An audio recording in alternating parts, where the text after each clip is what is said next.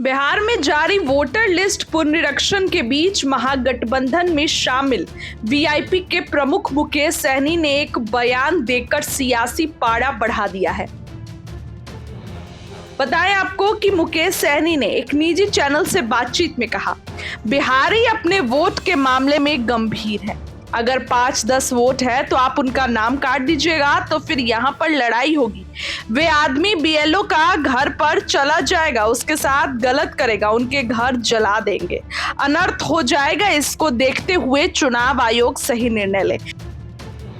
सैनी के बयान पर जदयू और बीजेपी ने भी पलटवार किया है तो वहीं आरजेडी ने किनारा कर लिया है। जी हाँ, मुकेश सहनी के इस बयान पर बीजेपी के प्रवक्ता ने कहा कि उनकी राजनीति में तो कोई पहचान नहीं है, कोई जनाधार नहीं है। अपनी जमीन खिसकते देख मुकेश सहनी जैसे नेता खिसियानी बिल्ली खंबा नोचे जैसे आचरण करने लगे हैं। संवैधानिक कार्य में यदि कोई उपद्रव करेंगे, बीएलओ को घर जलाने की धमकी देंगे तो कानून अपना काम करेगी। कानून को हाथ में लेकर राजनीति करने का अधिकार यहाँ किसी को नहीं है। जदयू ने भी मुकेश सहनी को करारा जवाब दिया। जदयू प्रवक्ता ने कहा कि मुकेश सहनी जस संगत तस बुद्धि का भाषा इस्तेमाल कर रहे हैं। बीएलओ अपना काम कर रहे हैं, लेकिन कोई मतदाता का नाम न छूटे इसके लिए चुनाव आयोग लगा हुआ है।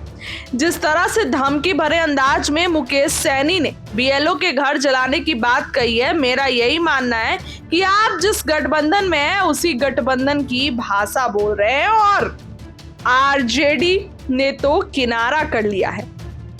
आरजेडी के प्रवक्ता क्या कह रहे हैं, हम इस पर कुछ भी नहीं बोलेंगे।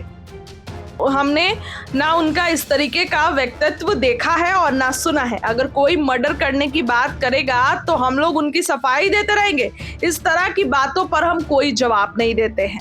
अब देखिए, आरजेडी ने तो यहाँ किनारा कर लिया। जदयू और बीजेपी तो विपक्षी पार्टी है, तो जाहिर सी बात है कि जदयू और बीजेपी के तरफ से यहाँ पर कटाक्ष होंगे, लेकिन आरजेडी को तो यहाँ बचाव करना चाहिए। तो आरजेडी ने क्या किया, तो आरजेडी ने भी मुकेश सहनी से अपना पल्ला झाड़ लिया और खुद को यहाँ से किनारा कर लिया। अब देखिए, चुनाव आते आते सब चीजें जो है बिल्कुल साफ हो जाएंगी।